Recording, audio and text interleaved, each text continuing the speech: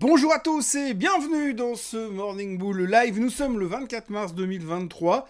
J'ai regardé ce matin sur l'almanach. Apparemment c'est le printemps, mais c'est pas monstre frappant quand je regarde dehors. Je suis pas loin de voir arriver la neige. Mais enfin bref, on n'en est pas là.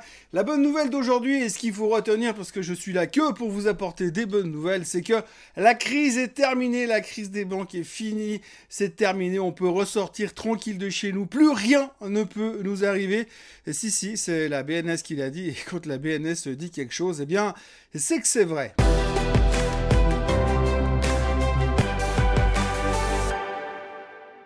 Donc oui, nous sommes dans un nouveau monde ce matin. Alors, il y a des jours comme ça où quand vous regardez un peu les marchés, vous regardez un peu la performance des marchés, on voit que l'Europe n'a pas fait grand-chose, les États-Unis n'ont pas fait grand-chose, on voit que finalement le Nasdaq continue de monter. Oui, parce que vous le savez, et il faut pas oublier, c'est que c'est la zone de sécurité. Si vous voulez ne rien risquer dans les marchés boursiers aujourd'hui, il faut acheter du Nasdaq, de la techno, parce que c'est le seul endroit bien potable et correct où l'on peut trouver de la confiance et de la sécurité. C'est du second degré, mais c'est comme ça que ça se passe pour l'instant dans les marchés boursiers. Les gens n'ont plus confiance en rien, donc dans le doute, on va se mettre sur les trucs où il y a de la croissance. On sait jamais, sur un malentendu, ça pourrait quand même monter et ça pourrait être relativement intéressant. Enfin, tout ça pour vous dire que finalement, hier, les bourses mondiales n'ont pas fait grand-chose. On est un peu dans cette zone grise où on ne sait plus quoi faire. On a attendu la Fed, on a attendu de voir ce qui se passait sur les banques et aujourd'hui, on est un peu au milieu de nulle part et on est en droit de se demander mais qu'est-ce qu'on fait maintenant? Alors à l'époque, il y avait une chanson qui disait qu'est-ce qu'on fait maintenant? Et on disait wababelou balom bamboum. Bah c'est pas là, c'est pas ça du tout pour l'instant. Qu'est-ce qu'on fait maintenant? Eh bien, on attend la suite et on se pose des questions. Et les questions, voilà la question, j'ai envie de dire, qui trotte dans la tête des intervenants aujourd'hui, ça tourne bien évidemment autour de la crise des banques. Parce que c'est vrai qu'on a l'impression que tout est pas trop mal, que finalement l'inflation est sous contrôle à cause de la crise des banques, que la Fed arrive à naviguer pour l'instant au milieu de tout ça et qu'ils sont pas loin de tourner de viche, que finalement la hausse des taux pourrait se terminer potentiellement en mai, et puis les experts commencent déjà à dire que si on est optimiste, eh bien on peut espérer voir le cycle des taux, enfin la baisse des taux s'entamer d'ici la fin de l'année. Ça c'est un peu le côté, on regarde loin, même si aujourd'hui on a tendance à plutôt traiter pour les 4 prochaines heures, mais on regarde loin en se disant voilà ce qui pourrait arriver. Le problème qu'on a maintenant, tout de suite, là immédiatement, c'est que va-t-il se passer au niveau des banques? Si vous regardez un peu mes vidéos ces derniers mois, vous verrez qu'on a souvent une seule préoccupation. On est un peu mononeuronique en ce moment dans les marchés financiers. On s'occupe que d'un truc. Et là, tout de suite, c'est la crise des banques. Alors, la bonne nouvelle, je vous le disais à l'ouverture de cette vidéo, c'est que la BNS nous a annoncé que selon les mesures qu'ils avaient prises la semaine dernière, enfin le week-end dernier, le sauvetage du Crédit Suisse, enfin le hold-up du Crédit Suisse, eh bien, plus rien ne pouvait nous arriver et la crise des banques est terminée. Donc, la BNS l'a confirmé hier.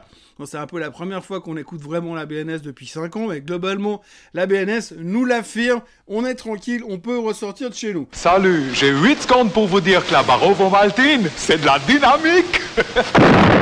Bon, par contre, quand vous regardez un petit peu le comportement des banques à droite, à gauche, typiquement sur les banques régionales américaines, on n'a pas l'impression qu'ils ont écouté le même discours parce qu'on a quand même encore 2-3 doutes. Et il y a des raisons d'avoir 2-3 doutes.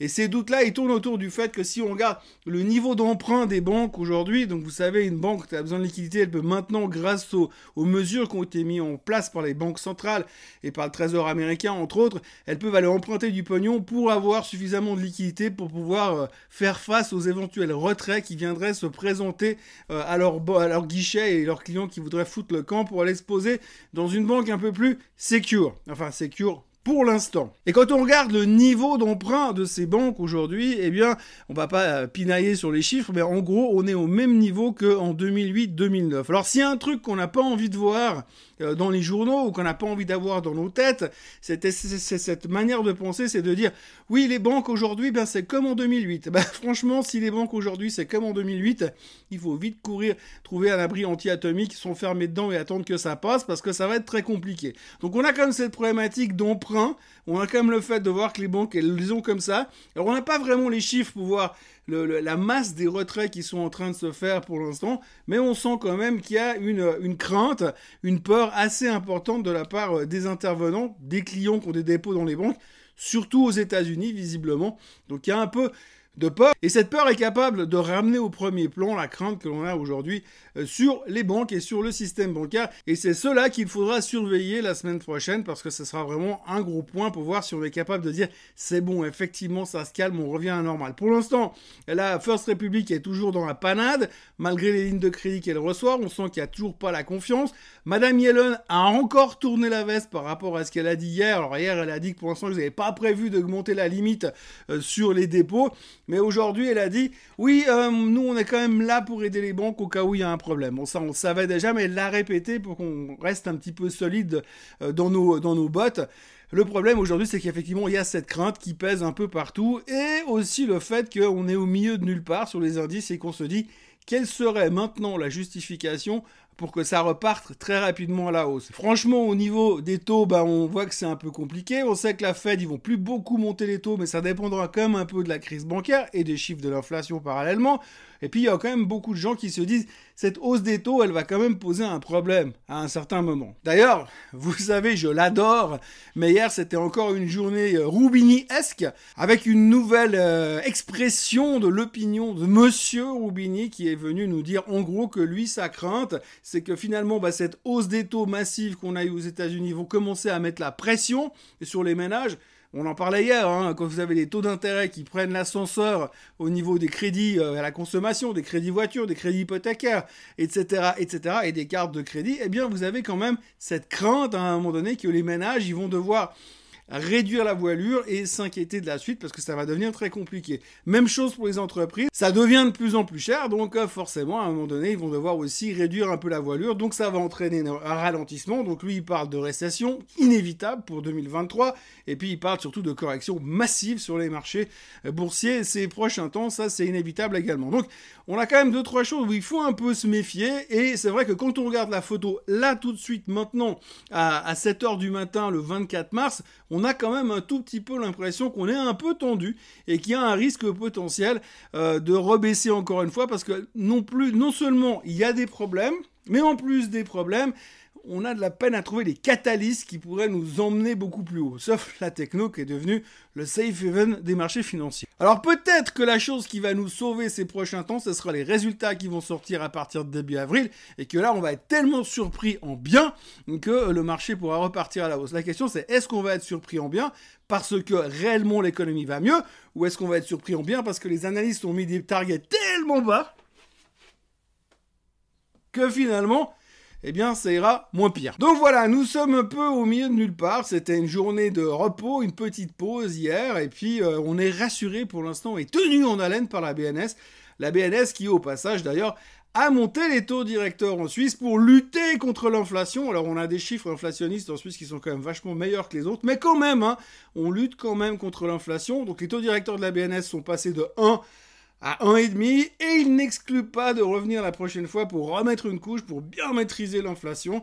Donc il faudra aussi faire attention parce que passer de 1 à 1,5 ça fait quand même beaucoup en pourcentage et ça va se ressentir bien sûr là aussi sur la consommation, sur les taux immobiliers, etc. etc.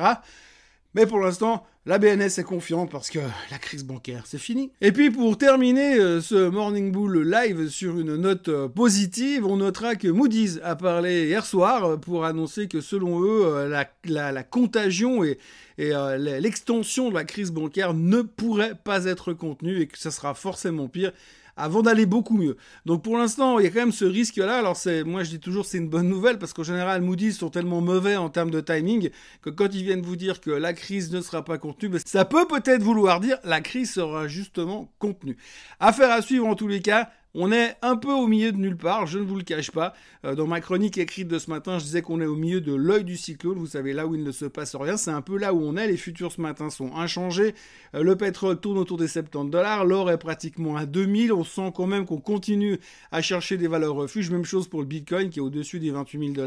Donc on est vraiment un peu dans cette zone wait and see. Ça tombe bien parce que ce soir, et c'est le week-end. Donc en ce qui me concerne, je vous recommande encore une fois de vous abonner à la chaîne Suisse Côte en français. c'est de liker cette vidéo et puis de revenir tout à l'heure parce que là, je vais commencer à m'occuper du Swiss Bliss. Et puis aujourd'hui, on a pas mal de trucs à dire, mais ce sera évidemment très concentré sur tout ce qui s'est passé ces derniers temps. Alors on va essayer d'édulcorer tout ça parce que franchement, je crois qu'on a tous un peu ras-le-bol de cette histoire du Crédit Suisse et de l'UBS. Mais bon, on va refaire le tour de tout ça dans quelques heures sur le Swiss Bliss. Donc n'oubliez pas, revenez ou ne revenez pas. Si vous revenez pas, eh bien venez lundi matin pour le prochain Morning Bull Live. Et d'ici là, excellent week-end et merci d'avoir été avec moi toute cette semaine. Bye bye.